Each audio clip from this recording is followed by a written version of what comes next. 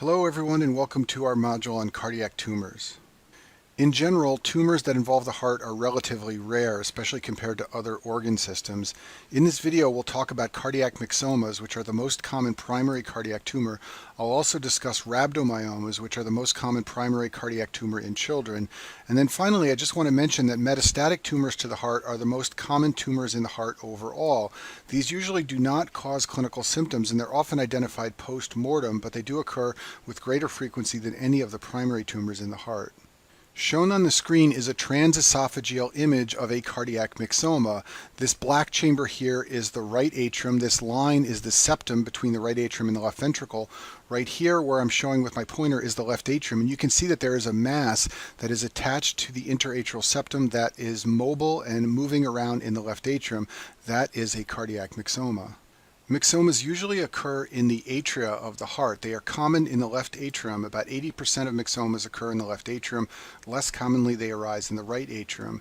They are usually attached to the atrial septum, just like that moving image we saw in the last slide, and they often attach at the border of the fossa ovalis. And myxomas are benign tumors, meaning that they do not metastasize to other tissues and organs. Myxomas are made up of a number of different elements. They contain undifferentiated cells called mesenchymal cells. They also contain endothelial cells.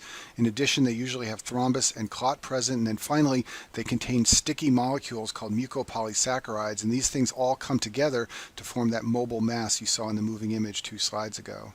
Patients who develop myxomas often have systemic symptoms, which are called B symptoms. These are symptoms like fevers, chills, and sweats. In addition, a piece of that mobile myxoma can break off and embolize and cause a stroke. So one of the risks among patients who have myxomas is that they may develop a stroke. I told you before that myxomas commonly arise in the left atrium, and if they are big enough and mobile enough, they can potentially disrupt mitral valve function. They can interfere with the closure of the mitral valve leaflets, and this can lead to mitral regurgitation and potentially heart failure symptoms. In addition, myxomas can sometimes sit in the mitral valve. This is called a ball-in-valve phenomena.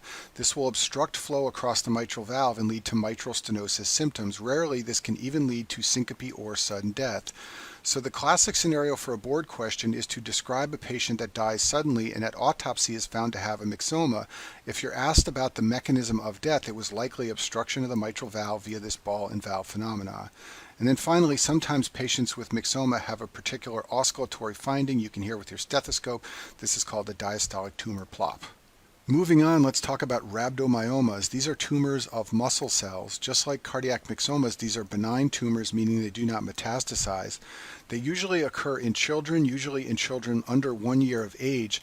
They are sometimes detected prenatally. Most women have prenatal ultrasounds, and you can see the heart of the fetus, and sometimes you can see one of these masses in the baby. It will appear on an ultrasound image as a mass or tumor embedded in the ventricular wall.